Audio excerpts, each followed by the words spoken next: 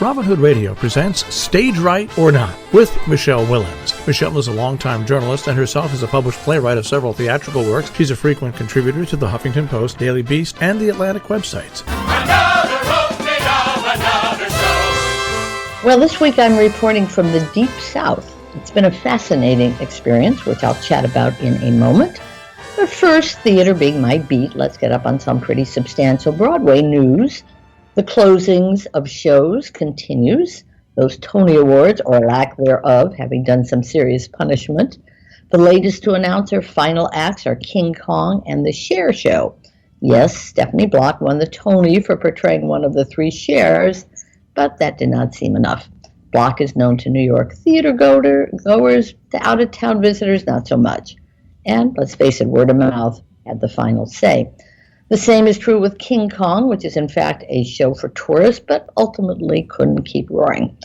But both those productions are expensive. Between Bob Mackey's elaborate costumes and the puppeteering of the giant ape, they did not come close to meeting the investors' hopes and dreams. Now, there are ways of saving shows, well, if you know the right person, like Ryan Murphy, for example, one of the powerhouses of television.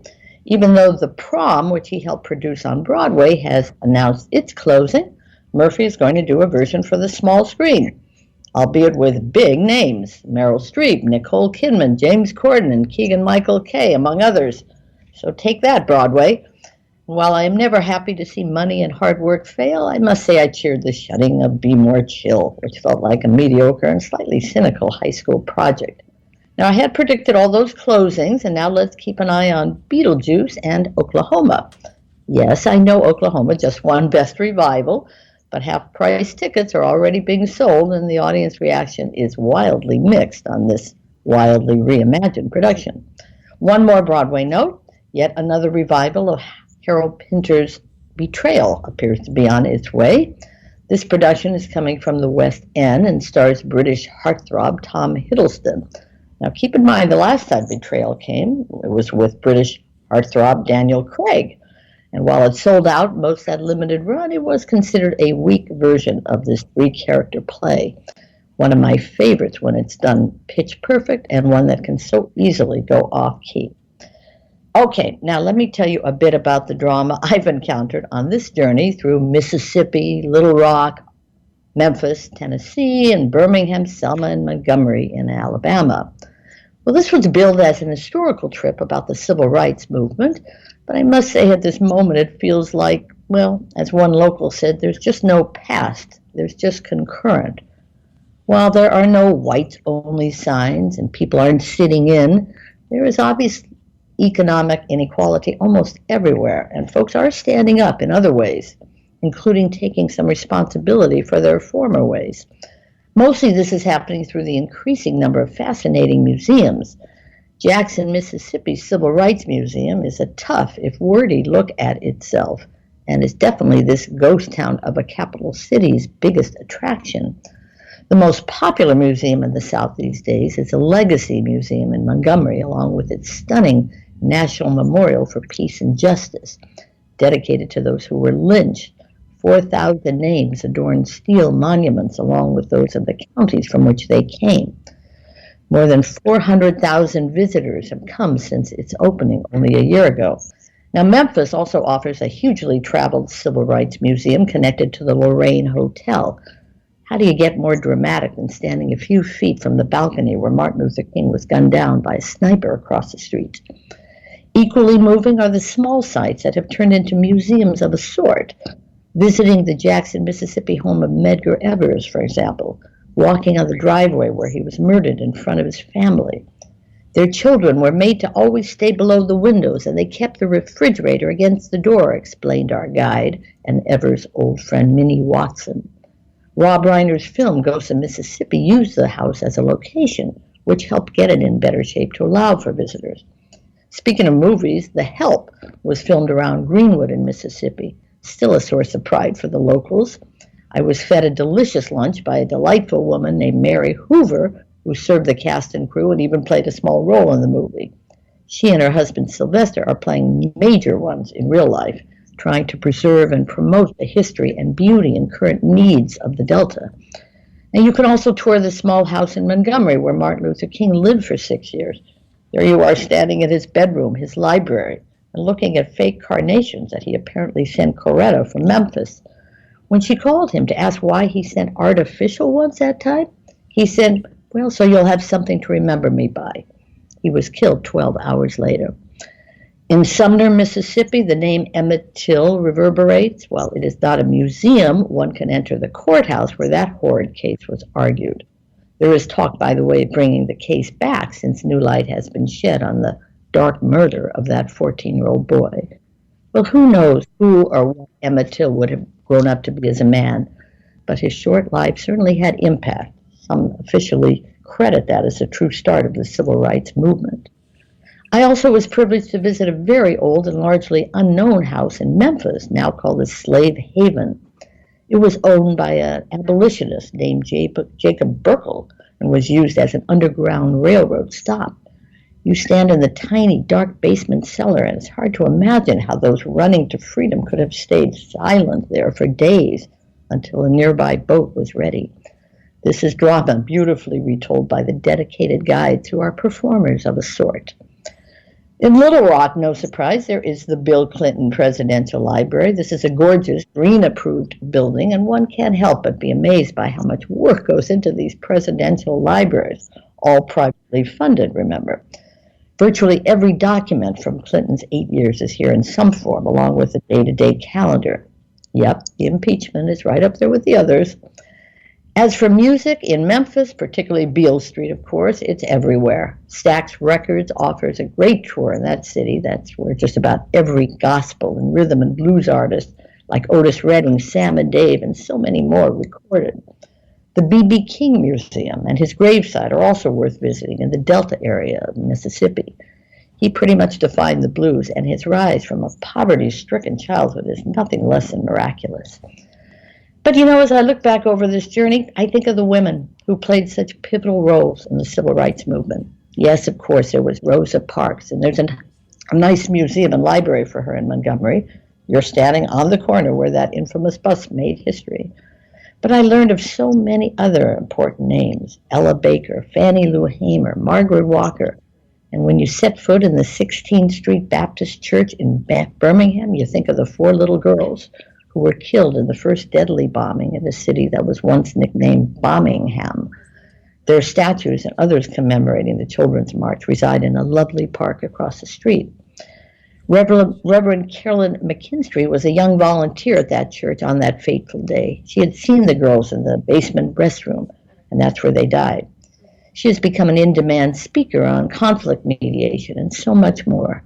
I still remember the sermon that day, she says. It was called Love and Forgiveness. She was one of several remarkable women who I felt honored to meet. Minnie Watson, in her 80s, is finishing up her long-time involvement with the Medgar home. Annie Pearl in Selma walked the famous bridge as a young girl behind King all those decades ago. She is still actively working on voting rights and proudly told us, "I am expanding my legacy. I was in jail twice this year." And mostly I think about Elizabeth Eckford. She was one of 9 brave Black teenagers who attended Little Rock Central High for one traumatizing but finally historic year. Elizabeth went on to join the military, but then moved back home to Little Rock. My experience with this small, shy, and admittedly still traumatized woman is probably the one I will hold on to the longest. Did she feel like a hero? I asked. I was afraid every day, she said. There was always someone saying something mean behind me, but I only looked back once. Well, if that's not drama, what is? So many stories, so many narratives to keep being told, and this is happening in the theater arena, as we know. One of my last reports here was about 3 challenging, brutally honest plays about the African-American experience, including Fairview, which won the Pulitzer this year. Aaron Sorkin's adaptation of To Kill a Mockingbird on Broadway certainly gives that story a contemporary twist.